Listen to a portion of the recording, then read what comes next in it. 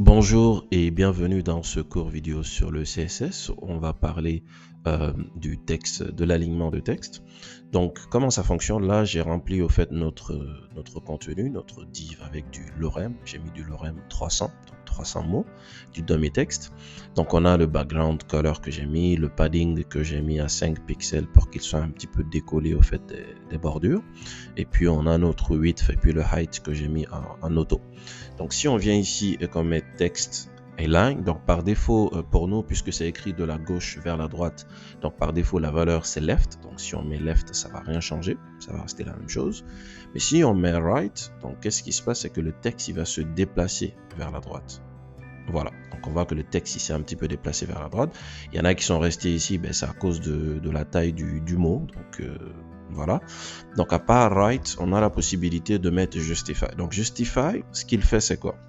C'est que justify, voilà. Donc du coup, on a le texte ici, la bordure d'ici, tous les textes sont alignés sur la même bordure. Ok.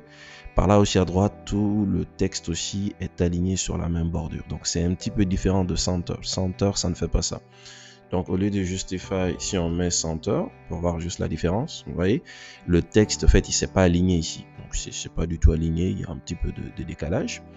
Donc, là, on met justify, voilà, on voit la différence. On a vraiment, ils sont tous alignés ici, les mots qui sont là vont être étirés au maximum pour que cette règle-là soit respectée.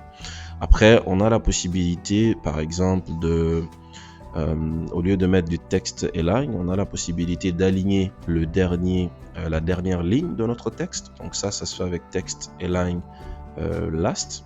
Donc si je mets center, donc avec les mêmes valeurs, il va être centré. Okay. Si je mets, il est déjà en left, donc si je mets right, donc il va se décaler, partir à la droite. Okay. Donc après ça, on a la possibilité de faire autre chose. On a la possibilité d'utiliser du vertical align. Okay. Donc pour vertical align, pour expliquer ça, je vais réduire le texte qu'on a ici. Je vais mettre tout simplement du lorem 5. Donc je vais mettre seulement que 5 mots. Okay. Donc on a mis ici le right, c'est pourquoi il va à droite. Ok. Donc là, ce qu'on va faire, c'est quoi? C'est que je vais prendre le ipsum qui est là. Je vais l'entourer d'un span. Donc on prend ipsum.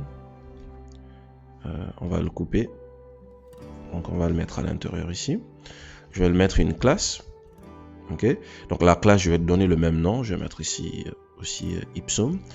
Ok, donc avec notre ipsum, qu'est-ce qu'on peut faire? Donc on met point ipsum, on met les accolades. Si je mets vertical align par exemple, je donne la valeur, on va mettre sub.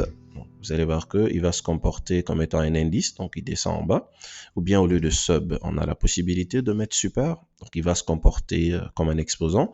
Et il y a pas mal d'autres choses aussi que l'on peut faire, donc il y a d'autres valeurs que l'on peut utiliser. Donc voilà.